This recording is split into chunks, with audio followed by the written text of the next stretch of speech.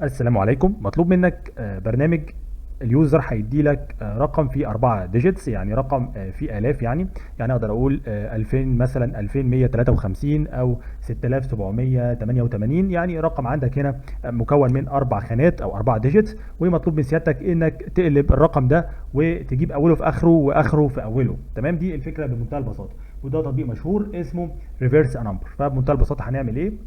هقول له والله انا هحجز لك في انتجر عندي، هسميه نمبر، هحجزه لك. تمام، وهطلب منك تدخله سي ان اللي هتديهولي ده هنرميه في النمبر. طيب جميل جدا. بعدين هقول له انا هحجز عندك هنا انتجرز للديجيتس، ديجيت رقم واحد وديجيت رقم اتنين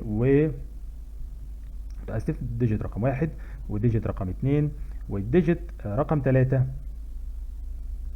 وديجيت رقم أربعة. وكمان هحط لي متغير كده اسمه تمب علشان خاطر العب بيه وسط المعادلات بتاعتي، يعني تمام، يساعدني في الشغل بتاعي. ده بمنتهى البساطه الخمس متغيرات اللي انا حجزتهم. طيب هعمل ايه؟ هقول له والله ان الرقم الاولاني، الخانه الاولانيه اللي هي خانه الالاف، ديجيت واحد، ده هيبقى عباره عن ايه؟ هيبقى عباره عن الفلور. الفلور دي داله لازم علشان خاطر استعملها اقول له هاش انكلود سيماس بمنتهى البساطه. فهقول له ديجيت رقم واحد هو عباره عن الفلور بتاع ايه يا فندم؟ بتاع النمبر اللي حضرتك هتديهولي واقسمه على الالف. تمام كده. فيعني مثلا لو انت اديتني 2150، تمام، فلو انا قسمتها على 1000 هيطلع لك كام؟ 2.150.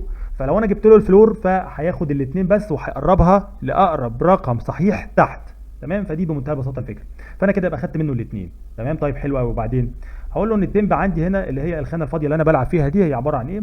النمبر اللي سيادتك مديهولي ناقص مين؟ ناقص الديجيت رقم واحد مضروب في 1000. وبالتالي انا كده بخلص الميات من الالوفات. فاذا التمب عندي هنا اصبح موجود في مين؟ اصبح موجود في المئات. فهقول له الديجيت رقم 2 هي عباره عن ايه بقى يا فندم؟ هي عباره عن الفلور بتاع مين؟ بتاع بقى التمب الجديد اللي هو فيه الميات مقسوم عندك على كام؟ على 100. تمام، ده الفكره بمنتهى البساطه. وبالتالي كده انا جبت الديجيت رقم 2. طيب التمب الجديد بقى عندك هنا اللي هو فيه العشرات هيبقى عباره عن ايه؟ هيبقى عباره عن التمب الجديد هو التمب القديم ناقص، افتح قوس بقى وحط له فيه الديجيتال رقم 2، الديجيت رقم 2 مضروب عندك في كام؟ مضروب في 100. تمام، انا كده بحاول ان انا اسلك مين؟ اسلك العشرات. وبالتالي اخد بقى عندك الديجيت رقم 3، ده هيكون خاص بالعشرات، فهو عباره عن الفلور بتاع مين؟ بتاع التمب اللي موجود عندك مقسوما على العشرة. كده زي الفل قوي. تمام، فيتفضل عندك ان انا اجيب التمب الجديد. هو عباره عن ايه؟ هو عباره عن التمب القديم ومضروب، بطرح منه ايه يا فندم؟ الضرب بتاع ديجيتال رقم 3، ديجيت 3 مضروب في مين؟ مضروب في ال10. على فكره التمب اللي هيبقى فاضل ده هو عباره عن مين؟ هو عباره عن ديجيت 4. يبقى ديجيت 4 ده تمام هحط فيه التمب اللي فاضل. طيب تعالى نجرب كده ونشوف لو في اخطاء نحاول ان احنا نعالجها، ولا قوس هرب مننا، ولا سيمي كولون، ولا اي حاجه. فواضح كده ان في ادي خطا اهو. يلا بينا. تمام، هل في حاجه تانية؟ تعالى ندور. تمب هيساوي، تمام، هل في اي اخطاء تانية؟